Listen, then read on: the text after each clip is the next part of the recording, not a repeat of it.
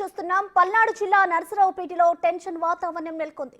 TDP నాయకులు రెండు వర్గాలుగా విడిపోయి రాళ్లు రువ్వుకున్నారు. దీంతో పలువురు నాయకులకు గాయాలయ్యాయి.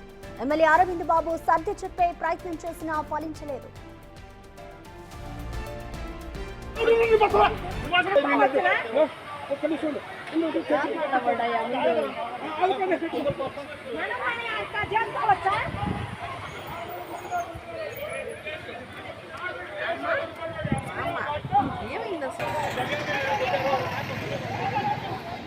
నర్సరావుపేట టీడీపీలో అసమ్మతి పోరు బయటపడింది.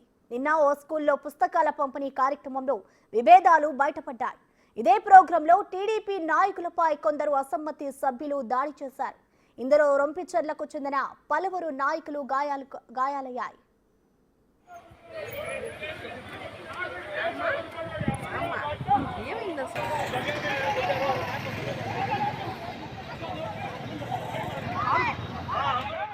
దీనిపై ఇరు వర్గాలను సర్ది చెప్పి పార్టీ ఆఫీస్ కి పిలిపించి మాట్లాడారు ఎమ్మెల్యే అరవింద్ బాబు.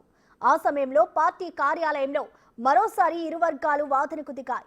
ఎస్ఎస్ఎన్ కాలేజీ వద్ద మరోసారి ఇరు వర్గాలు రాళ్లతో దాడి చేసుకున్నారు. ఈ దాడిలో కొందరికి గాయాలయ్యాయి. రేషన్ డీలర్ వ్యవహారంపై గొడవ జరిగిందని కొందరు టీడీపీ శ్రేణులు చర్చించుకుంటున్నారు.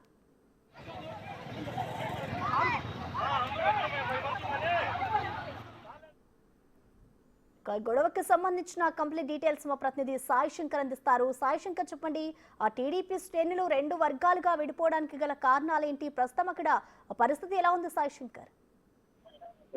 నర్సరాబాద్ టీడీపీలో కానీ అదేవిధంగా అక్కడ ఉన్నటువంటి కూటమి నేతల్లో వరుసగా వివాదాలు అయితే చోటు చేసుకుంటున్నాయి. ప్రధానంగా కూడా టీడీపీకి సంబంధించినటువంటి శ్రేణుల్లోనే తీవ్ర అసంతృప్తులు ఒక వర్గం అయితే వ్యక్తం చేస్తున్నటువంటి పరిస్థితి ఉంది. ఈ రేషన్ డీలర్లకు సంబంధించినటువంటి అంశం కానీ, నర్సరాబాద్ లో ఉన్నటువంటి ప్రభుత్వానికి సంబంధించినటువంటి పోస్టులకు సంబంధించినటువంటి అంశంలో మార్కెట్ యార్డుకు సంబంధించి కానీ, లేకపోతే మిగిలినటువంటి పోస్టులు ఏవైతే ఉన్నాయో వీటికి సంబంధించి ఒక వర్గానికి ఇవ్వటంతో మరో వర్గం అయితే గతంలో కూడా అసంతృప్తిని వ్యక్తం చేస్తున్నటువంటి సిచ్యువేషన్ ఉంది. ప్రస్తుతం కూడా ఈ నర్సరాబాద్లో పుస్తకాల పంపిణీ కార్యక్రమంలో ఎమ్మెల్యే పాల్గొంటున్నటువంటి నేపథ్యంలో టీడీపీకి సంబంధించినటువంటి నేతలు మరోసారి తమ తీవ్రమైనటువంటి అసంతృప్తిని వ్యక్తం చేసి ఒక వర్గం పైన మరో వర్గం అయితే దాడి చేసినటువంటి పరిస్థితి కనిపిస్తుంది.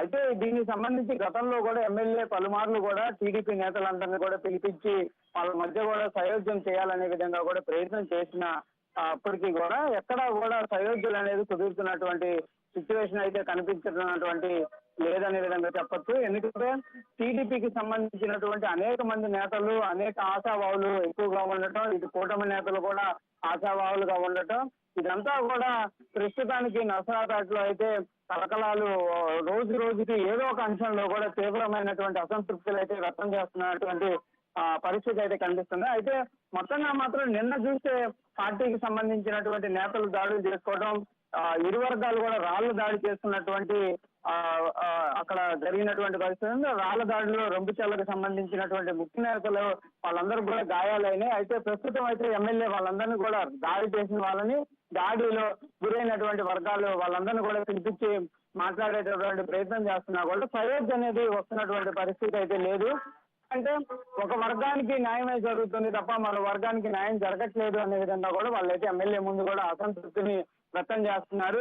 ఈ అంశంలో గతంలో కూడా నర్సరాబాద్ లో జరుగుతున్నటువంటి అంశాలన్నింటినీ కూడా టీడీపీకి సంబంధించి అధిష్టానం దృష్టికి కూడా వెళ్ళినాయి. ఎందుకంటే అక్కడ ఎమ్మెల్యేగా గెలిచినటువంటి చంద్రబాబు అరవింద్ బాబు గెలిచినటువంటి అనంతరం కూడా అనేక సందర్భాల్లో కూడా ఈ అసంతృప్తి జ్వాలలు అయితే జరుగుతున్నటువంటి పరిస్థితులు ఉన్నాయి. కాబట్టి వీటన్నిటి కూడా సయోధ్య చేయాలనే విధంగా కూడా టీడీపీకి సంబంధించి ముఖ్య నేతలు అనేక సార్లు ప్రయత్నం కూడా చేశారు. కానీ కూడా వరుసగా అయితే వివాదాలు అయితే జరుగుతూనే ఉన్నాయి. నిన్న రాళ్ల దాడి జరగడం, వాళ్ళే కొట్టుకోవడం, ఇదంతా కూడా కొంత గందరగోళం అయితే జరుగుతున్నటువంటి పరిస్థితులు అయితే క్లియర్ గా ఉన్నటువంటి ఉంది. కాబట్టి దీనిపైన కంపల్సరీగా అధిష్టానం దృష్టి పెట్టాలనే విధంగా కూడా నేతలు కోరుకున్నటువంటి పరిస్థితి అయితే కనిపిస్తుంది. కానీ ప్రస్తుతానికి మరి ఎమ్మెల్యే అయితే మాట్లాడేటటువంటి ప్రయత్నం చేస్తున్నారు. వారి మధ్య సయోధ్యకు వస్తుందా, మరోసారి ఇలాంటి అసంతృప్తులు బయటకు వచ్చేటటువంటి పరిస్థితి ఉంటుందా, ఎలాంటి సిచ్యువేషన్ ఉంటుందా అనేది కూడా చూడాల్సినటువంటి అంశాలు అయితే కనిపిస్తున్నాయి. Prasanna, thank you Sai Shankar.